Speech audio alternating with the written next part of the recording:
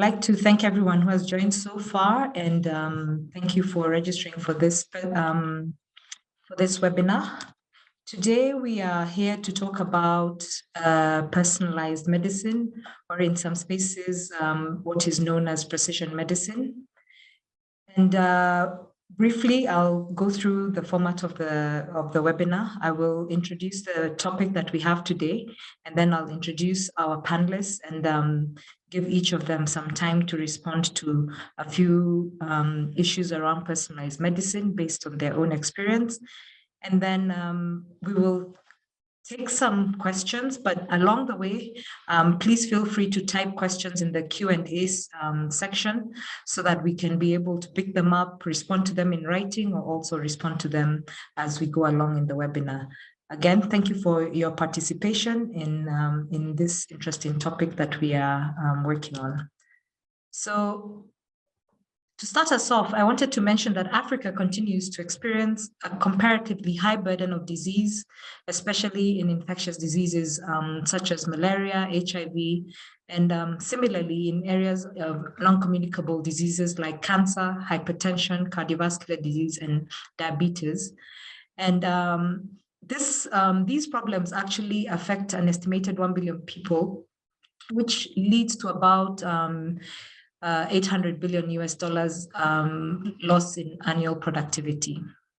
We therefore think as researchers, as policy actors, as practitioners in the health space, that there's a need to explore new models and tools for managing the disease burden on the continent.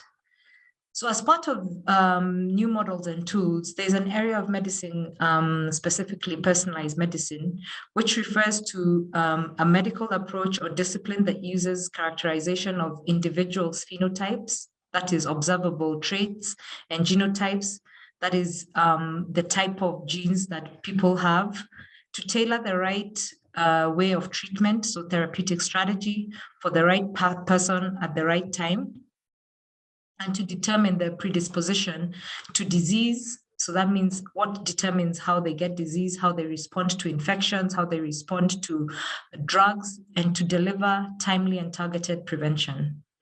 While personalized medicine has advanced in Western countries, especially in treating cancer, progress on the continent has been quite slow.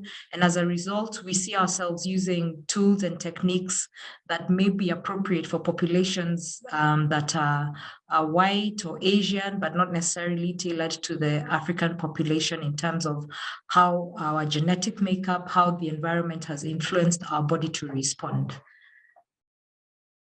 The EU-Africa PAMED project, which is building links between Europe and Africa in personalized medicine, is a 4-year project funded by the European Commission Horizon 2020 program that has a final objective of integrating more African countries into the global personalized medicine research agenda. The project itself is trying to facilitate participation of countries in activities that the International Consortium for Personalized Medicine is undertaking, and by strengthening the research collaboration between Africa and Europe in areas of mutual interest in personalized medicine. And while we have this activity happening, there are still many who argue that personalized medicine at a personal level, at an individual level, may not be achieved in Africa, and it is not the time or space. In our discussion today, we want to emphasize a couple of things. The first one is that personalized medicine is about being more efficient and effective in enhancing health and well-being. The new tools and approaches that are being used in personalized medicine, such as self-monitoring, such as use of mobile technology to ensure that the data that is collected is being addressing populations, such as geospatial monitoring, genetic testing, and other areas of personalized medicine, offer prospects of global health, but they must not increase the inequity in health due to the differences to access the tools.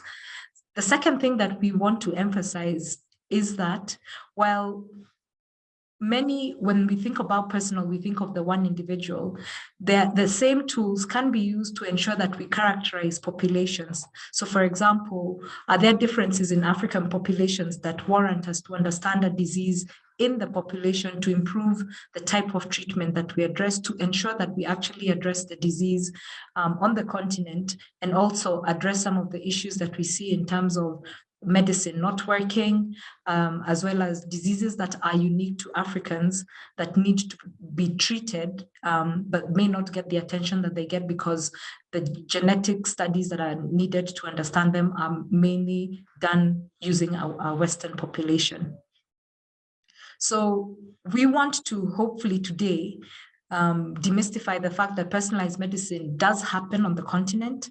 Importantly, it is happening here in Kenya, and it is definitely being used to treat and prevent some of the diseases that are unique to us. And also importantly, that there are opportunities that we can capitalize on to ensure that we can reduce the cost of personalized treatment, to ensure that it becomes more accessible to more populations in Kenya and in Africa, so that then we can ensure that the prevention and treatment of diseases becomes more efficient and reduces the cost of treatment that may arise as a result of wrong diagnosis and wrong treatment. So I'm excited today. I have panelists from across the board working both in the private sector and in the public sector. A panel of researchers and practitioners, clinical practitioners, who have experience in thinking about how to use personalized medicine techniques, as well as those who actually use collaborations outside of Kenya to try and achieve the things that we're going to achieve. My first panelist is Dr. Rabia Mukadam, who is a molecular scientist currently heading the molecular department of pathology at Lancet, Kenya. She completed her doctoral studies at the University of Liverpool, where she received a PhD in molecular and biochemical parasitology, and has spent most of her career in research, working in Malawi, and also working in Kenya in the molecular department since 2016, where she has spearheaded a couple of areas of setting up specific genetic tests for cancers at the Lancet's main reference laboratory here in Nairobi. Her interests include application of molecular tests for diagnostics and wellness investigation. Our second panelist is Dr. Anne Mirigi, who is a consultant hematologist at the Aga Khan Hospital, who trained in hematology and has worked closely to try and understand the cancers that affect various populations. And of course, as a practicing clinician, sees a lot of patients in Kenya who may actually be good candidates for tools that we are trying to set up and are using here on the in Kenya. Dr. Damaris Matoke Muhia is a principal research scientist and acting director for biotechnology for the biotechnology research program at the Kenya Medical Research Institute, where she heads the sequencing of samples and genomes at the KEMRI. Her research interests are on using genomics to control disease. She holds a PhD in molecular medicine from Jomo Kenyatta University of Agriculture and Technology, and has mainly worked in malaria and leishmaniasis research with a focus on improving diagnostics and innovations for vector control tools in this area. Our last panelist is Dr. George Gondi Michuki. He's a medical microbiologist and a leading national expert in genomics. He is an entrepreneur and innovator and the founder and CEO of the African Genomics Center and Consultancy Company, which offers services in biological survey and research design, genomics platform setup, data analysis, molecular biology, bioinformatics, biotechnology, and sequence technologies. Most recently, he served as an advisor and provided services on genomic surveillance and modeling for Kenya's National Multi-Agency Command Center on COVID and the Ministry of Health between 2020 and 2022. So I want to first turn to Dr. Mukadam Rabia to perhaps talk to us through her experiences working in the private sector in Lancet and also in the research ecosystem, to ask how, as a country, we can harness the power of clinical data. And I would especially want you to think about areas of personalized medicine that could be used and are not as expensive, but could improve how we collect data to build capacity to inform precision medicine decisions. And the second question I want you to address in the 5 minutes that you have is, can we make personalized medicine more accessible to Kenyan populations, or is it just for the rich? Over to you, Rabia. Thank you. Thank you very much for the introduction. My name is Dr. Rabia Mukadam, and currently I'm at Pathologist Lancet Kenya, heading the molecular department. I've moved away from research to diagnostics, and mainly molecular diagnostics for the main lab at Pathologist Lancet Kenya. So, you know, right now, it's been a common misconception that personalized medicine is only used for cancers. These days, it can be used for almost any disease. But one has to realize that personalized medicine is not about just prescribing best drugs. There are many aspects. Personalized medicine can be used for prevention, in other words, to predict likelihood of someone developing conditions, diagnosis, and improving treatment of diseases. Ultimately, you know, making outcomes for the patient the best. So as technologies advance, scientists are able to analyze a range of data about our bodies, including genetic data. But where personalized medicine is concerned, we need to combine different types of data in order to get the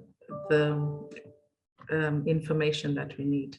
So we need to combine genetic data, clinical data, pharmacological data, lifestyle data, and you know, find common factors that cause variations, changing how diseases are thought of and how they're treated.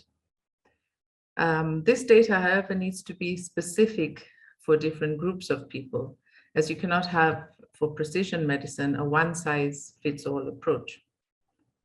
In terms of harnessing data, in 2015, former President Obama, he launched a precision medicine initiative to try and bridge this gap in knowledge of different groups of people with different lifestyles. So in this initiative, he has 1 million volunteers from all walks of life with different backgrounds and different information, lifestyle information, environments. They're from different environments.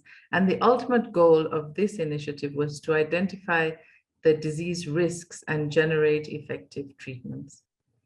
What we need to ask ourselves is, are we ready to go on to initiatives such as this?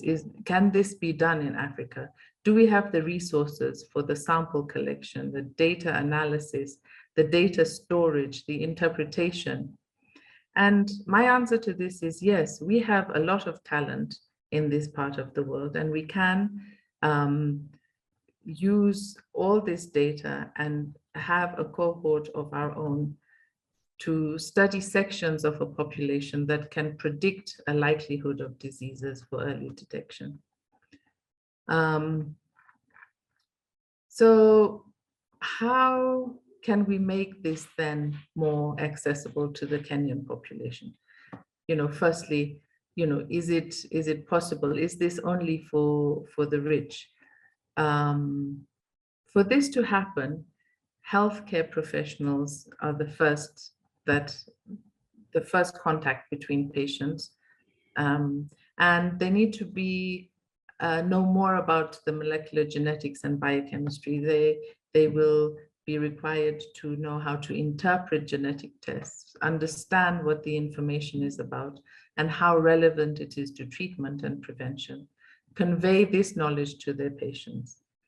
For personalized medicine, for this type of data to be collected, it would be advantageous if insurances get on board, if the government has a specific funding for genetic testing to collect this data. So first of all, for the testing, for the data collection, for the data analysis, then, insurances and the government, so that targeted therapies that come from the results of these genetic testings can be used.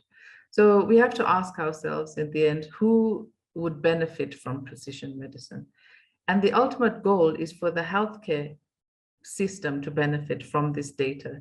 Yes, individuals and their families too, but the burden on the healthcare system will be tremendously relieved if personalized medicine would be accessible to Kenya. As we speak, though, it is only currently personalized medicine is only for the rich. For example, say somebody, for example, pays a visit to their doctor and they're told that they have rheumatoid arthritis or some other disease. So what happens? It actually depends on who you are.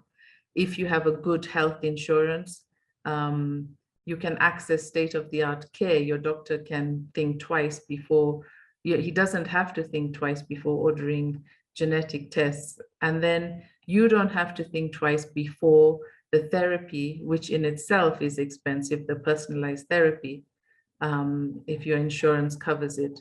And within days, your symptoms are alleviated, you are on the road to an end. But if you're poor and uninsured, or if you don't have, you might be able to get together the money for the genetic test, but will you be able to afford the treatment?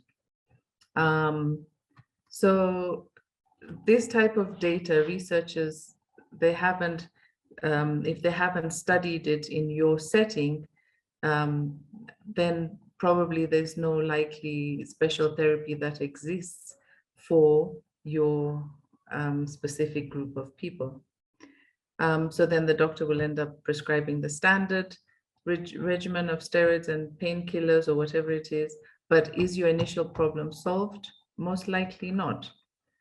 So yes, we need to explore how we can, integrate all the data from this region and make a database where we can include everybody in, environment, behavior, lifestyle, and use this type of precision medicine technology to treat and prevent illnesses going forward. Rabi, and thank you for actually a quite decent analysis around the capacities that we need, I think, across from research to even from the healthcare professionals who would be the ones who are driving the demand for use of genetic tests. What's missing in our panel is something about how do we get insurances on board? Because I know, and maybe Anne, when she comes in, will tell us a little bit about her experience as a clinician and trying to actually get genetic testing paid for, genetic gene therapies, etc. But before we get to the clinical part of how we apply this and what's happening in Kenya, George, there's a question that was directed for Rabia, but I think now that I'm going to invite you to speak on data that's talking about genomic data, do we actually have facilities to collect it, or do we send samples out, and really addressing the issues around, for example, bioinformatics. Maybe for you, you could answer the questions on your experience of bioinformatics. You could speak on the opportunities and gaps in clinical medicine and personalized medicine, and how they would improve, not necessarily cancers, but improve treatment in general, because I think Anne will talk about case studies on cancer. And then also talk about the potential that we have in, generating data that is, specific to to some of our populations and what experiences we have, and then perhaps a little bit about the governing bodies and what role they have to play. Maybe so basically to address the fact that we have the capacity and we are actually undertaking some of that genome sequencing and testing within the country, maybe not at the level where we don't need to send samples out, but the fact is there's capacity that exists and there's actually work that is existing. Thanks, Pascal. I hope that you'll get your answer from George. Over to you, George. Thank you so much, Evelyn. And yes, as Evelyn said, my area of specialty is in genomics and bioinformatics. I know those sound quite complicated words, but essentially what genomics means is ability to read DNA.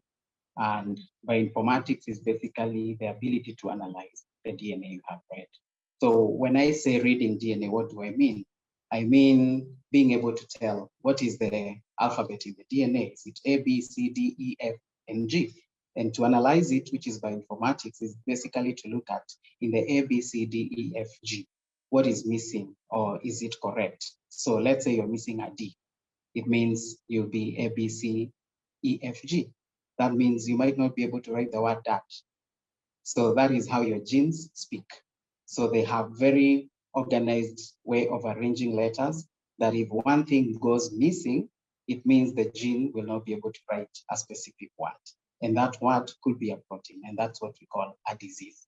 So when we look at that in the context of personalized medicine, I always like comparing personalized medicine to mobile phones in the year 2000, when everybody thought mobile phones are very expensive and they are not even suitable for Africa. We were more stuck to the old ways. But today, I think we are speaking something very different about mobile phones. So it's in the same context I like looking at precision medicine. And so what does it really mean when we talk about applications of genomics and bioinformatics in terms of understanding disease?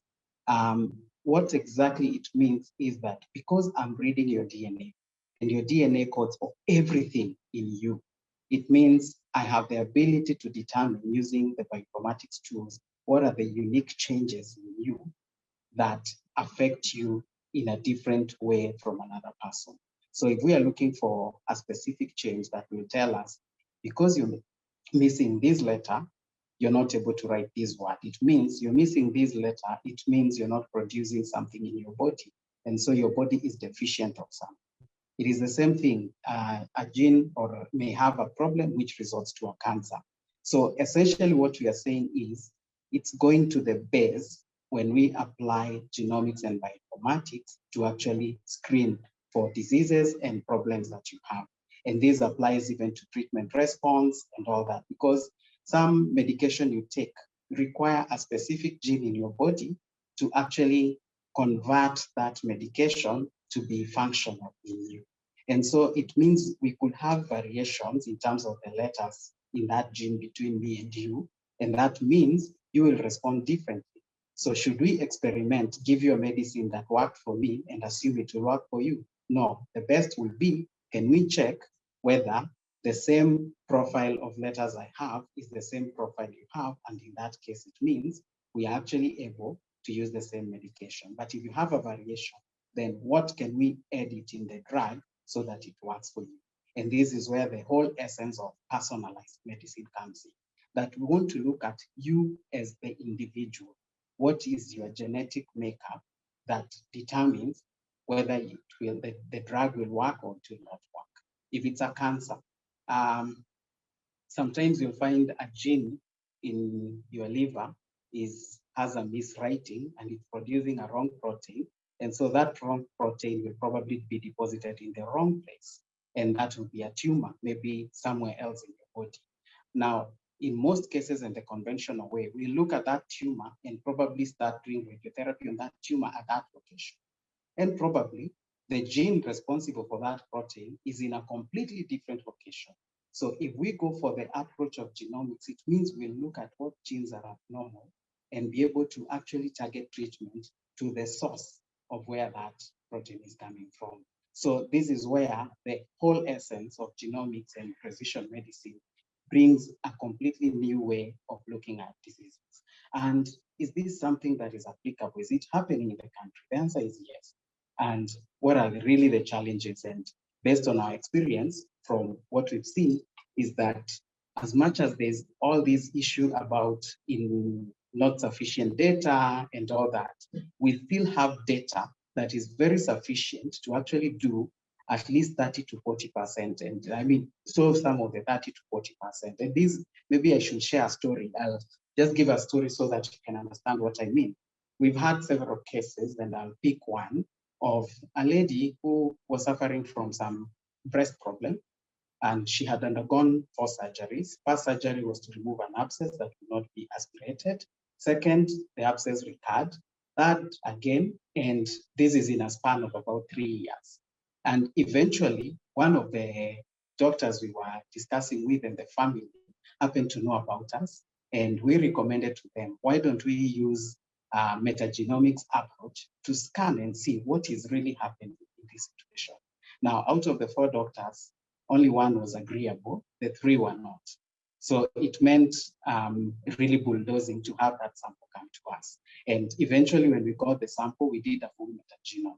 They still got another sample that went for very targeted screening. They were suspecting Mycobacterium TB, and so they were looking for TB because it had recurred and all that. Eventually, what we did, we actually did a full metagenome, and learning from the surgical procedure that we were doing, one of the doctors was actually proposing a mastectomy because in addition to the abscess, they saw a very huge mass, and he was thinking this could be cancer. So we did a quick metagenome. In this case, you're basically analyzing what are the normal genes in that person and what are the likely diseases in that person. And when we looked at most of the genes, even genes that are already known to cause cancer, none of them was behaving abnormally. And so we could not say this person has cancer, but we saw something else.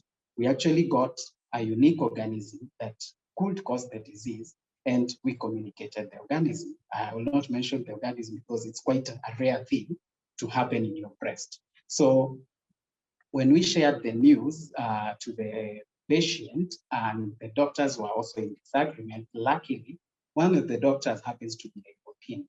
And having looked at the results, he said in his 15 years of practice, he's actually encountered 3 of such cases, and it was the same organism that was causing it. So in this case, he is actually the one who did a prescription of what the patient should take. And I can assure you now, it's now 6 months down the line, the patient has fully recovered. And how much was the cost of that test?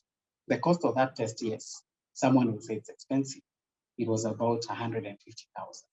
Now, how many surgical procedures had the person gone through? First time, second time, third time, fourth time, paying hospital bills and all that. Every time that was to happen, it was almost coming to about 1 million. Now, what my colleague has shared before about insurance. So would rather insurance not pay the 150,000, identify the problem and solve it once off, or would rather have this patient admitted 4 times, the bill coming to about 1 million. For 4 times, that's around 4 million. So when we want to look at it and say it is expensive to do DM, I actually look at it as very cheap and affordable, because we have people doing fundraisers for cancers, which go to up to 7 million, and probably you're going to get a drug, and this drug, we don't even know whether it works for you. How about us just looking at whether this drug will work for you, and you just avoid it if it doesn't work for you, and you pick the drug that will exactly work for you, because you'll probably try 10 drugs by the time you get to the 11th drug that will probably work for you, whereas you could have avoided the 10 and just picked the one that will work for you from the first instance. So it's all about looking at cost-benefit analysis. If you look at it from short-term myopia, then you'll be saying it is expensive. But when you look at the long-term, it is actually cheaper and more cost-effective, because you spend that amount, but you get all the answers, and you identify the problem and solve it, and you are well and good and done. So do we have capacity in the country? I would say yes. Is it to the level that it can be sufficient to handle the needs of the country? I would say no, because the players in the area are not as many in the country as what we expect to be able to handle the population. So we are probably the front runners, probably among the few who are doing it locally, but I know of a number who are actually sending the samples out of the country. And at the same time, that is where people are looking at it, oh, I have to pay 500,000 to then send the sample outside and all that. But look at it, you spend money for 5 years, your health has deteriorated, then you're doing a fundraiser to go to India, which requires 7 million. At the end of the day, you would have actually spent the 500 at the beginning and solve the problem and not have to go all that far. So I would say that we have quite a lot of opportunity. The key challenge I'm seeing in the practice is we need to educate people more. And this is starting from the health professionals, because the uptake by especially our medical doctors, we have very few medical doctors who are willing to take up that. And majority of them are still finding it not appropriate. Insurances, as my colleague has shared, they still don't cater for tests that are related to genomics. And yeah, I guess that's a brief I can share. Maybe unless there's a specific question. Thank you. Thank you, George. You've really actually opened up this conversation and done a couple of things that excite me, and which is where we need to go as a country, is really to, number one, state that I can see in the chat, a lot of the questions are, do we have the capacity to work on using stem cells, for example, on diseases such as diabetes, etc. Do we have the capacity to utilize the data? Do we have the capacity to store? Do we know the samples? We have all this capacity, maybe not, as you have pointed out, to the level that we need to have it at. And perhaps the other point that you have really shared with us that excites me is that we can actually show that there's utility in spending the initial, what looks like a heavy investment in testing in places where we are not sure what is causing a problem, to ultimately reduce the heavy burden of cost in expensive treatments for cancer and rheumatoid arthritis, for example. We could actually intervene early enough for some of these genetic diseases to avoid the ultimate cost of treating them. So I think this is a good point to segue to Dr. Mwirigi from Aga Khan. And I'm going to pick up on a challenge that has been given to her, I think, because George closed with saying, we don't have enough doctors interested or who want to actually use genetic tests for various reasons. Some are skeptical, others, of course, know that the insurance will turn them down, and so patients won't have the access. And then I think the other reasons is a few doctors haven't continued maybe in the education space. And I know I'm throwing a huge bucket of negativity to you, Anne, but the last point is, of course, you're in the private sector. You're in a hospital that maybe people don't think about precision medicine in many ways, but it is, I think, the only hospital that can do the whole body PET scan, so that is precision medicine, because you're saying, I'm going to take a whole person and put them in a machine and then be able to look at them in entirety and then come back with a better diagnosis, which is what a lot of people are paying to go to India to do. So why is it that we are saying that it doesn't exist? What are the opportunities? You're a hematologist, so I know you have clear case studies of examples in cancer. And in terms of a public health perspective, what is the need for us as a country to embrace it and then even reduce the costs and maybe have more exposure to people so that they can stop going to India or even sending their samples abroad? Over to you, Anne. Thank you, Evelyn. Thank you for the opportunity to join your webinar. And I feel like I'm the little physician in the corner, so I'll fight my little corner. But I want to start off by saying that I think we need a collaborative approach. I think we shouldn't have the scientists on one side and the physicians on one side. In all honesty, personalized medicine has been going on for a long time. It's just that over the last decade or couple of decades, we've now moved into proteomics and molecular genetics. But actually, we as hematologists have been practicing personalized medicine. I like the way you described it, identifying patients' physical characteristics as well as molecular characteristics. And we certainly always classify our patients irrespective of their diseases, based on, their risk groups because of a number of characteristics. How old are they? How many sites of disease are they? And we can know at the beginning, I expect this patient to do well on this standard treatment, or based on just these characteristics, I expect them not to do very well on this treatment. And this gets replicated through and through different hematological conditions. Now, what's happened in more recent years is actually, I would even challenge the previous speaker to say this interest in genomics and proteomics has come partly out of our very challenging cases.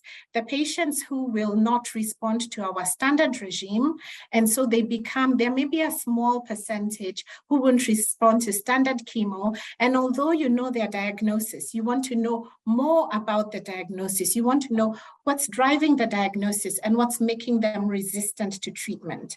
And it's in the process of doing that, you then encounter all these genetic markers, molecular markers, specific proteins that can then become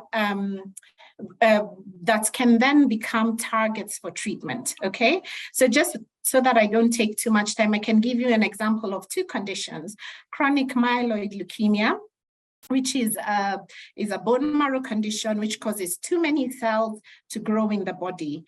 Now, it used to be treated like a standard condition with one kind of drug, but over time it would then become an aggressive leukemia. That's just the natural history of the disease, such that if you then went to treat them with the usual leukemia treatment, you'd find that at 10 years you have less than 20% of those patients alive. Okay, so they would only live for 10 years, let's say. And then about just under 30 years ago, they were able to identify, because this looked like acquired disease that became aggressive and killed people quickly. This is the kind of disease that separates it out from the bigger group of myeloproliferative neoplasms that live for 20, 30, 40 years. And they say, what's going on here? So they were able to find a single tyrosine kinase that was caused by a single point mutation. A drug was developed, and now we have a single drug that corrects the mistake. Patients live now, that 10-year survival is more than 90%. People can even come off the drugs, and they're thought of as people with diabetes almost. They're thought of people who are cured now. And that's because identifying that group of people who died after 10 years and separating them out from this big group of myeloproliferative diseases made them study and see, if we just change that gene mutation, we reverse the condition. Very successful. But when you compare it with another condition called acute myeloid leukemia, also known as AML, which is an aggressive leukemia, and which has been studied around the world. We had the exact same treatment for 40 years, not for lack of trying. We were giving intensive chemotherapy to everyone, despite knowing that there are so many genetic mutations affecting different patients. And that knowledge, knowing, and the knowledge we had about the genetic mutations and the molecular mutations enabled us to classify patients into the ones who we think will do well. Maybe in 5 years' time, they'll still be all alive, or the ones who will not be alive in a year's time based on their molecular mutations. But it's taken so many decades to then get agents, targeted therapies to these mutations. And even when the targeted therapies to the mutations or proteins have been added to their treatment, some of them don't even change the outcome. It just ends up being an expensive drug that doesn't actually advance the story for the patient. However, after trying different permutations, you then get a better outcome. I think I'm trying to say, number one, personalized medicine has been around a lot. We used to use physical features, physical things we could read off of scans. And now we use molecular signs, we use genetics, we use hormone markers. But the crux is, can we then get a target that makes sense? Can we get a target that if we give to the patient, will actually prolong their life, will actually make them better? So this is now marrying the science with the clinical, because ultimately we have to remember that the person who is paying for the testing is still going to be the person paying for the drugs. Yeah. So we have to rationalize our services and make sure we're making it worth our while. I would go further and say, I do think it's important to understand our population, because even when we administer some standard treatments to our patients, the response might not be as expected. So it is important for us to get information about our patients. Now, I can do that at Aga Khan. My patients can have a compliance insurance company and allow me to send off for genetic or molecular markers that may cost 150,000 shillings. And then I come back and say, oh, this patient had this, so they won't respond to this. Let's go apply for this drug.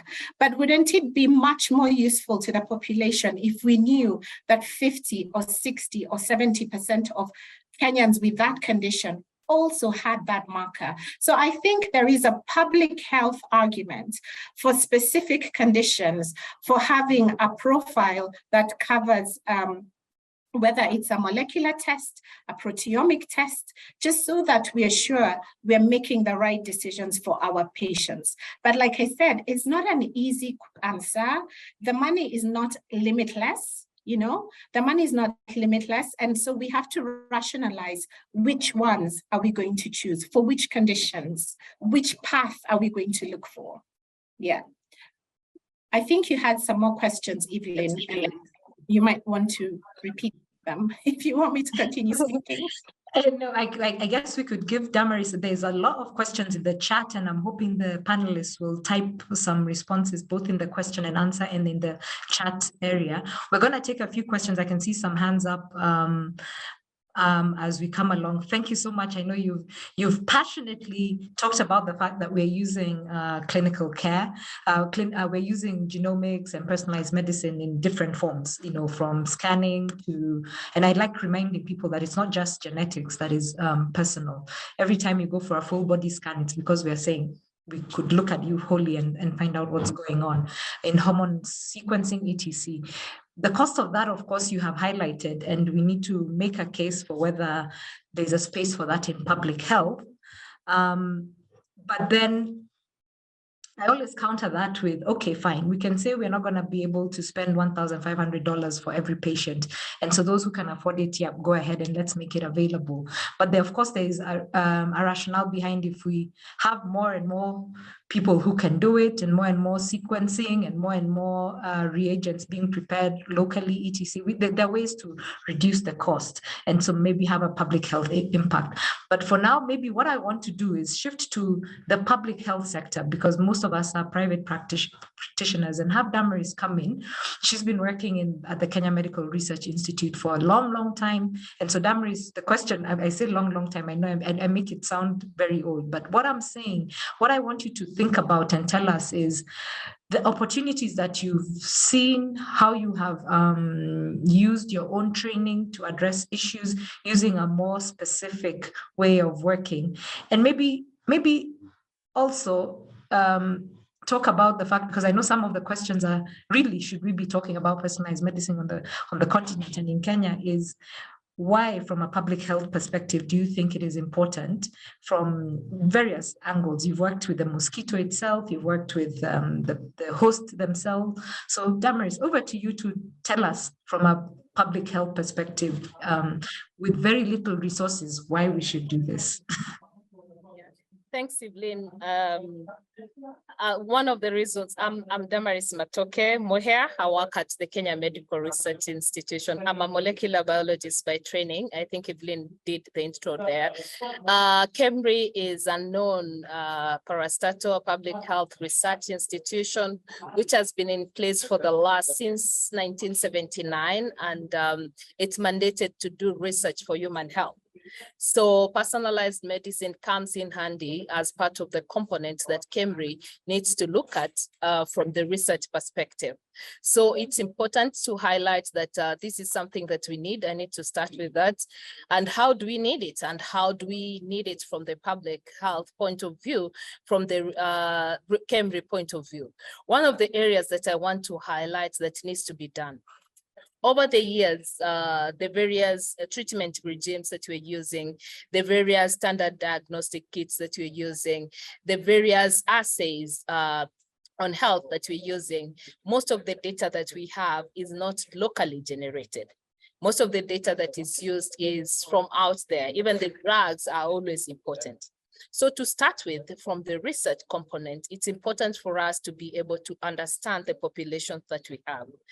KEMRI comes in handy to be able to do research on our population, and the research that needs to be done includes genetic profiling, where you profile your communities from Western Kenya to the coastal Kenya, central from the northern Kenya, to understand what do our community have as far as genetic makeup is concerned.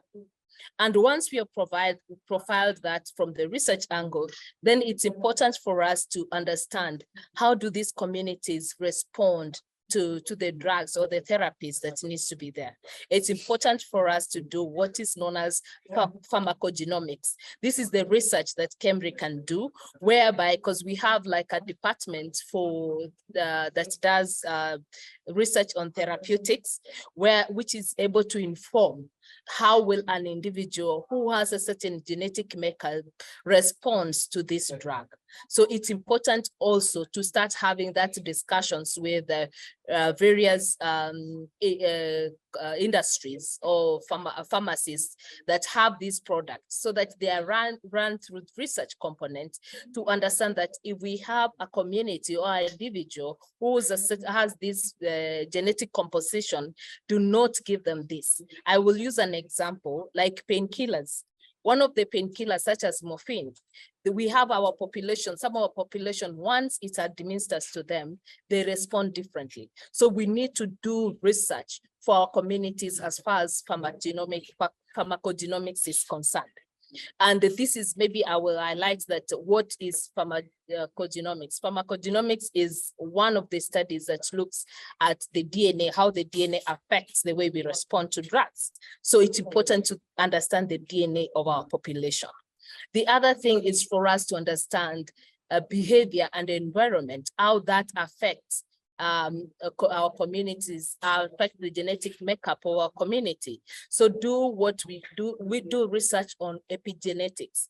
So this is important, because what does this do when we do research on epigenetics, or when we do research on pharmacogenomics? It provides us with data that is sufficient enough to be able to make informed based decisions. Because one, for a long time, I want to highlight this, for a long time that we've had Kenya or African communities, we send our samples out there. We don't know if they are researched on to inform the drugs that now we import to use. So it's important for researchers now to work closely with the medical fraternity, with the doctors, whereby they now researchers, once they have generated data on this pharmacogenomics and etc. epigenetics, to be able to provide this data to the doctors. So there needs to be that linkage between the research community and also with the doctors, so that the doctors are able to utilize this data. When they receive a patient, they first of all look at how is this patient profiles, what is the genetic makeup of this patient?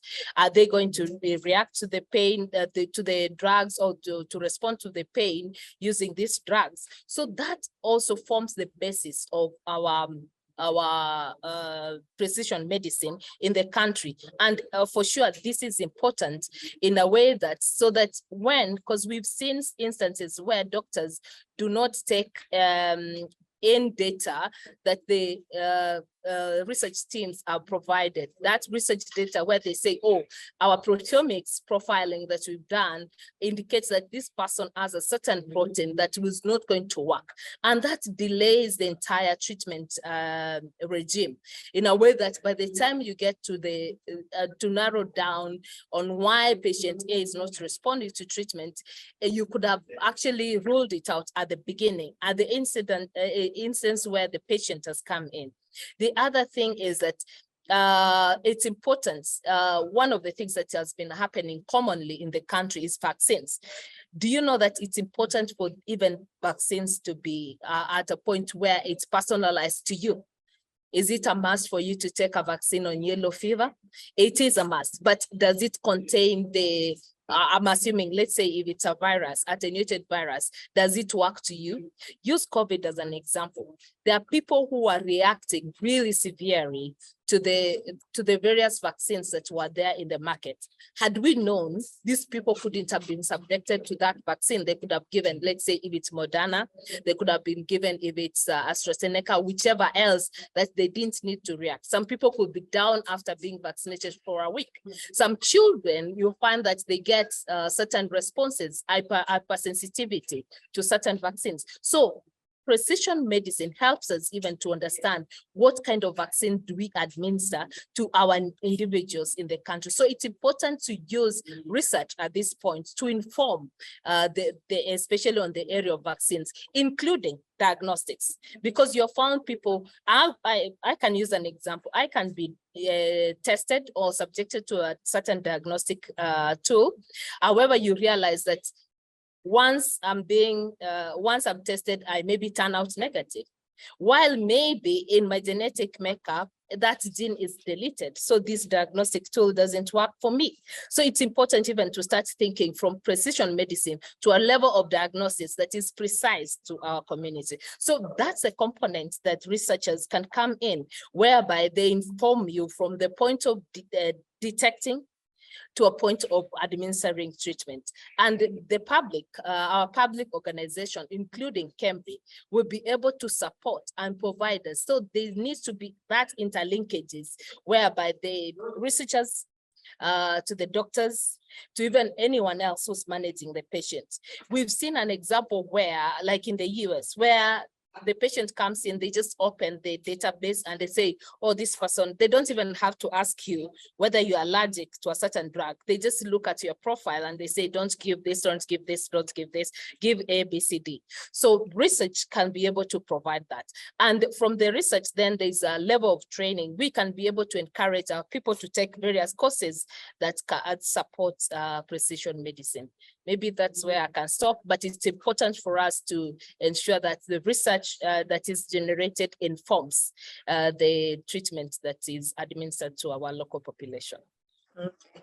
Thanks, Damaris, and thanks for reminding us. And I know Anne said she feels like she's the only medic in the corner, that an active collaboration between researchers and clinical practitioners is necessary to actualize what the potential for, I think, precision medicine and personalized medicine as a whole, both for an individual and at population level.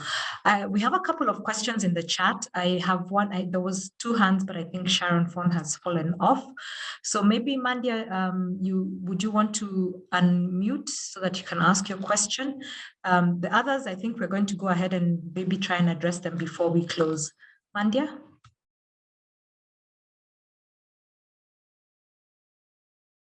Duressa? Okay. But even as we wait for Mandia, I don't know if those who are managing it can unmute. Oh, Mandia, go ahead. I think you can now unmute.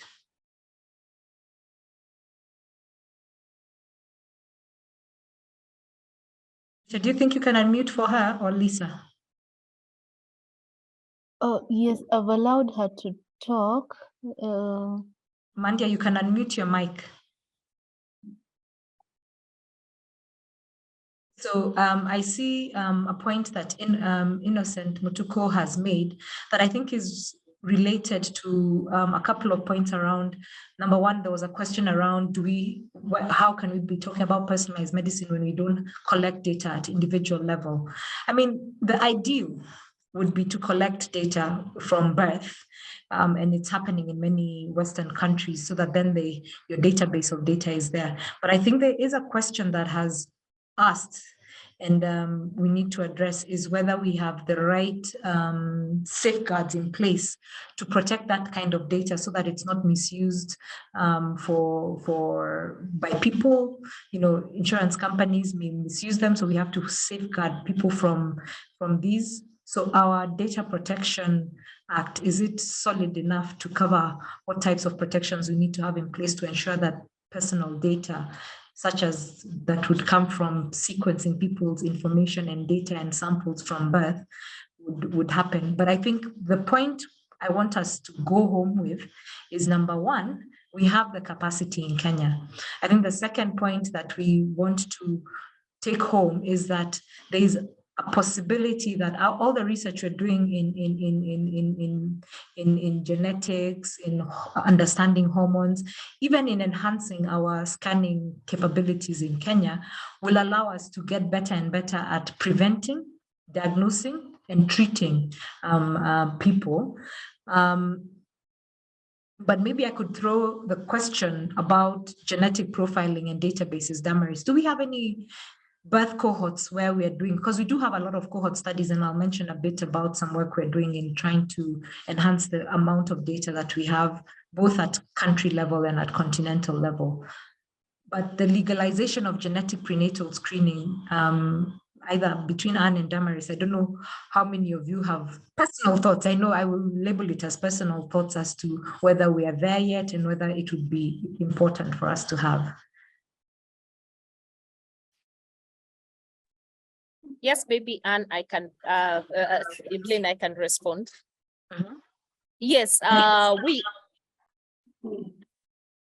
don't know where there's an echo. Yeah, okay, that's fine. So I think your question goes like whether we have capacity and whether I missed the second part.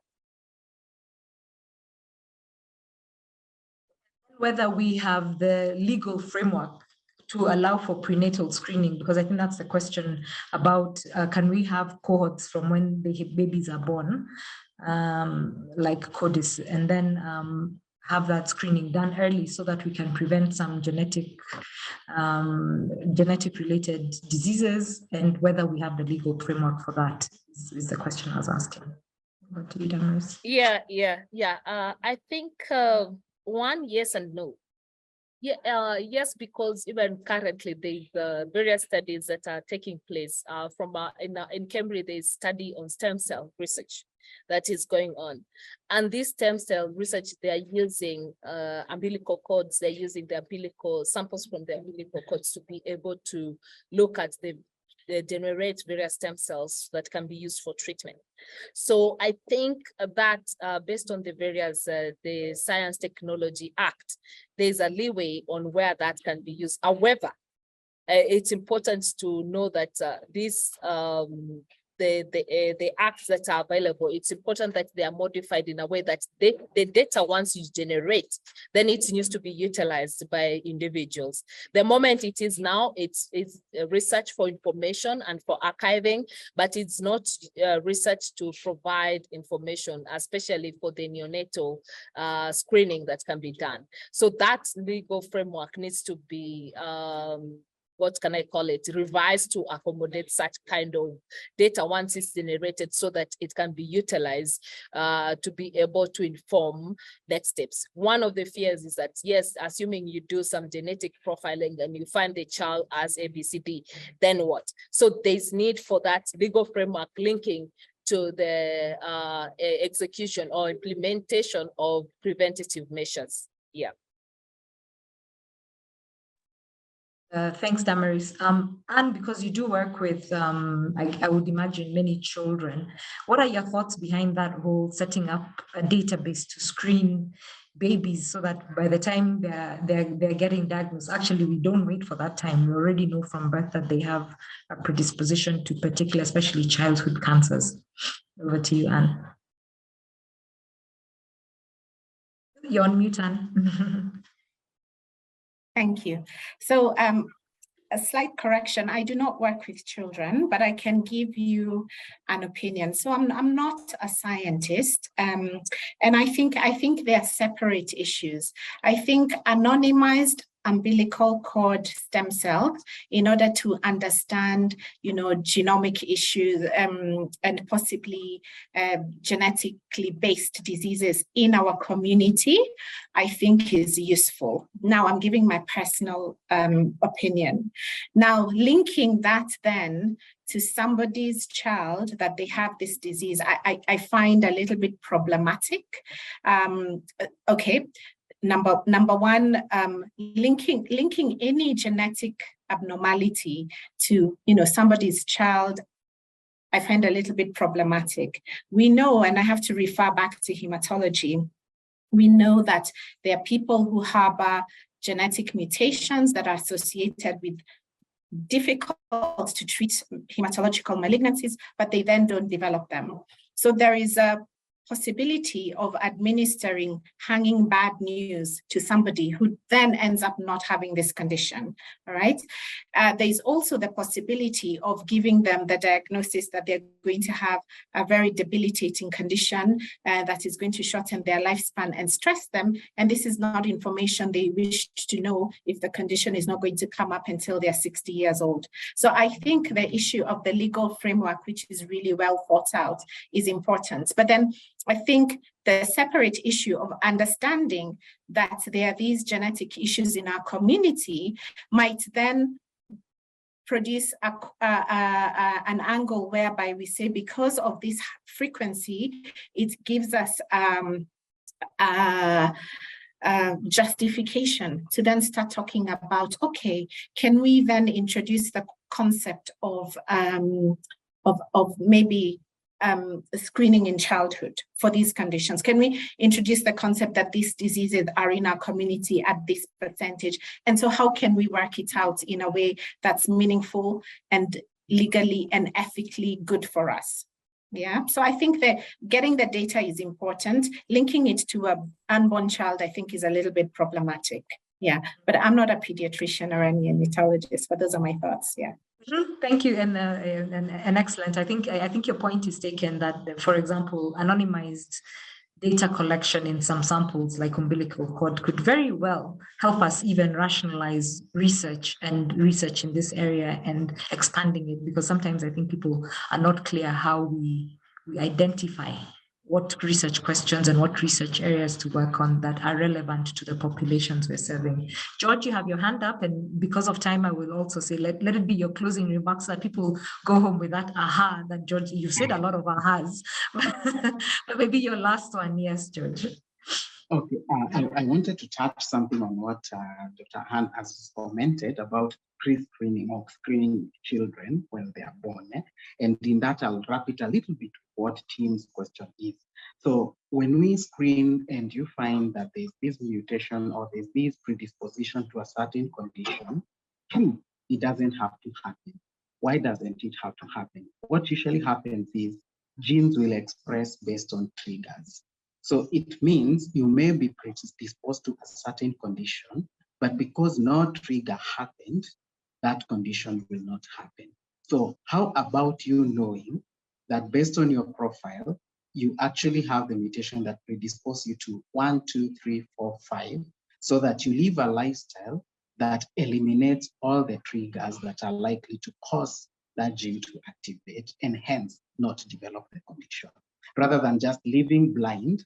And eventually you are exposing yourself to all those triggers and those genes are activated and you develop the condition. So that's why I would advocate for actually doing that so that you actually know early and avoid that. To Tim, yes, there's limitation of data. But at the same time, there are some things in precision medicine that are very specific. I'll pick a case in point. Warfarin is a drug that is used to treat blood clots. Not everybody should take warfarin. And why not everybody? Because only two genes are responsible for metabolizing warfarin. And if those two genes are faulty or semi-faulty or wholly, it determines should you take warfarin or should you take warfarin at a lower dosage. So imagine those two genes, there's a problem already. Do we need data from somebody else? We just need to probe those two genes, check those mutations exist, and it means if we give you warfarin, you'll not be able to metabolize it. And so for your blood clot treatment, you shouldn't use warfarin. Your genes are normal, the two of them. So it means you are able to metabolize warfarin. So you can go ahead and take it. And this is why I'm saying, yes, there's insufficient data, but how much are we using the limited existing data? Are we exploring it to the fullest? I think we're using only 1% of the limited data. Can we make it 100%? Then we can say we need more data. Thank you. Thank you. So I'll invite Rabia, as I said, because of time, I think we'll want to close this at 4:15, to maybe in your closing remarks, talk about where do you think we are going, especially in the diagnostic space that you're in, and what do you think we as Kenya should focus on? Thanks. So diagnostically, there is a lot more requests from doctors for genetic testing. So the gate for genetic testing is open. The doctors are more informed. The healthcare providers, even patients these days, are more informed in terms of getting genetic testing done. So we are heading in the right direction in terms of diagnosis. What, as George has said, it is important to collect the data and use it, you know, to 100%, because right now we are just at the tip of the iceberg. We are still, you know, years behind first world countries, America, Europe, in terms of genetic testing and precision medicine. Thank you. So Damaris, I'll give you 30 seconds to give us your closing thoughts as to what you want people, the audience, to take home in terms of you know, public health, research, population genetics. I can see Lillian has talked about it in the questions. What is it you want us to take home? The pharmacogenetics for me is, you know, of course, it's of course. I had a morphine reaction, and it was used for pain management when I was having my last child. I almost died. I wish someone had told me that, oh, I had a test that could tell me that, please don't use morphine. But actually, maybe it's more common in the population. And if we do a better screening and start documenting some of these incidences, we could then start thinking about alternative treatment options. Damaris, do you have a closing statement that you want to leave us with? Yes, Evelyn, I think the very final, it's important for us to understand that the genetic makeup plays a role on how we respond, not only just to treatment, to any other management of our bodies, and even environmental response. So one, let's create awareness. Let's create awareness to our population about this precision medicine. Let's embrace it, and also, but let's bring all the stakeholders on board. Stakeholders from the doctors, the researchers, the training, capacity building, the policymakers, so that everyone is aware and they are on board from the beginning. So even as we move forward, this is being practiced everywhere else, and it can be practiced in Africa, and it's going to save us a whole lot. Okay. Thank you, Damaris, and thank you, panelists. You've really done a good job, you know, by the activity, the questions. I think we have achieved what we started to try and achieve, is that first, that question of do we actually have capacity in Kenya? The short answer is yes, and we have the capacity from both the research perspective to diagnostic perspective to bioinformatics to even in the clinical setting, where more and more doctors are finding utility in this. Of course, cancer is the main area where this happens, but there's so many other doctors who are interested in prodding into genetic testing. Now, the important thing, of course, for us is to ask ourselves, how do we articulate the cost benefit, and how do we ensure the capacity that we're building is actually addressing our public health issues. So I think in terms of personalized medicine, there are two areas we can, in the short term, address is a lot of the population-based type of work that we do, addressing diseases like sickle cell that are very specific to our populations as Black people and within the region. We need to look at that. There's a lot of treatment failure that happens because of our genetic makeup. And you hear random people saying, oh, this one was given this medicine and they died, but it's a medicine that most of us use. Documenting some incidences so that we can actually then identify the type of research that needs to happen to ensure that our populations are being treated with the right medicine is very important. And lastly, in closing, is that we have a legal framework to support some of the data collection that we undertake, but the regulatory framework needs to always be put in check. You saw Anne's discomfort when we talked about screening all babies. I agree. There could be a lot of misuse in that type of data collection, but I think if we continuously test the legal framework, do research in that area, so policy research around big data collection, because here we're talking, yes, patient samples, but it is still big data and should go hand in hand with the other conversations around how we protect people's data. We need to have that conversation. We don't have people who are data specialists here. Maybe next time we have a webinar, we'll bring in the lawyers, we'll bring in the regulatory people to allow us to really address some of these issues. But I don't know if there were any doubters who came in. I'm sure there are still some saying we can't spend all that money, but it's happening. So we cannot allow for us to ignore the fact that we have the capacity. The rich have the capacity and the capability to get it. However, this cannot be a driver of inequity. Last mile diagnostics are only going to happen if we can use some of the knowledge that we're getting from personalized medicine to enhance and improve prevention, treatment, and management of disease. So I'll close with that point saying that Kenya is kind of ready to get on this bandwagon. We can expand it. It needs to be scaled up.